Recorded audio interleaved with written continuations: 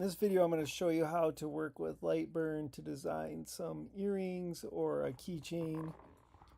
When you log into LightBurn on our computers, the first thing it will prompt you to set up the device, and you have to do that anytime you switch a computer. So it's going to look kind of like this.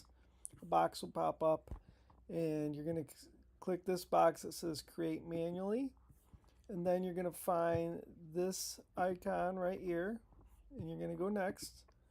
And then you're going to click on Serial USB. Then you go Next. And then you're going to put in the dimensions of the laser bed. So this part's really important. We want to get this right. The first measurement is 508. The next one is 305. Then I hit Next again. And we're going to click on this where it says rear right. And then I would hit Finish and name the laser. But I've already done that on this computer, and so I'm just going to cancel this out and then cancel this out. So now the laser is set up for, or the software is set up for the laser that we have available to us. I would challenge you to practice with some of the drawing tools. You can do a lot of drawing with the shapes that are on LightBurn instead of importing things off the internet. If I just draw something as simple as this curve and then maybe this curve, and I can click on under tools, I can go edit nodes, and I can modify these. So you can make a lot of really cool shapes right here on LightBurn without having to import anything online. But I get it, sometimes it's nice to import a design and alter a little bit. You shouldn't be selling anything that isn't original. But if I want to import something, a good way is to Google silhouettes. So if I was to Google dog silhouette, find a image that you like, you can right click on it and go save image as. And I'm going to save this on the desktop. So I'm trying to remember where I save it here. That's a big problem people have, is they forget where they're saving it. I'm going to hit the desktop and then hit save. I'm going to go back to LightBurn here, and I'm going to go import.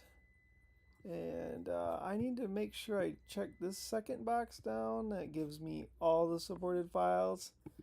And once I do that, I'm looking for the dog again. And let's see, where is the dog? There's the dog right here. So now I have imported my dog. It's not really an image that is usable at this point, so I'm going to go to Tools and I'm going to go Trace Image and then hit OK. So now I have an image that is going to be easier for me to work with for this project especially. And if I were to make this into a keychain like it is, or earrings, I mean, earrings wouldn't be as bad, but a keychain, I think you have some points. The legs might get broke off, something like that. So I'm going to probably put a circle around the dog, and I can modify this circle a little bit, get it a little bit bigger. I could turn it into more of an oval, and this would be a nice way to help out with the dog here to make it more usable as a keychain. So then I'm asking myself, well, what do I do next? And I am going to drill a hole in it so that way it will actually go into my keychain. And you have to kind of remember when you're doing that, you want to leave not too big, too minimal of a gap here. If this is too small, it's going to break right there, right? So now we have to program the laser to make the cut. I'm going to make LightBurn a little bigger, and I need to break this into two different things. Before I do that, I might put some font on it. So here's some font. I can click on there, there's all kinds of neat fonts. I'll just, give you an example of that. I might put it in the middle here. And I probably want to have, I'll do this in a couple different layers, this project. So the outside, I'm going to hit shift, and the hole, they're going to be done in a layer that burns all the way through. So I want to make sure the laser's cutting all the way through the material. For the stuff we're going to be using, the speed will be 6, and the max power will be 65, and the minimal power will be 65. You have to have these be the same value for what we're doing. And then you hit OK. Then the outline of the dog, I am going to just leave that as a line instead of fill. And I'm going to click in here. I'm going to go 80 and 20, 80 and 20. I hit OK. And then I'm going to do this as another layer. In this layer, I will do a fill. I wanted the blue one to be just a line. So the fill is going to shade everything in. And I would like that to be 80 and 20 again. 80 and 20. It could be a little hotter than 20 as well. So there's 3 different layers on this. And you might... you can experiment with different things, and you can click on this little preview and you can kind of see what it's going to do. So right now it's going to trace my dog. It's going to shade in the word. It's going to cut my holes over here, and it looks like it's going to take around 2 minutes. One thing a lot of people are doing is not measuring this. So it's good to take some measurements on this. To take a measurement, like that's really easy to do. I'm going to draw a line across the widest part here, and I'm going to click on the measurement button and then click on the line button. So it tells me it's 126 millimeters across this dummy line that I made.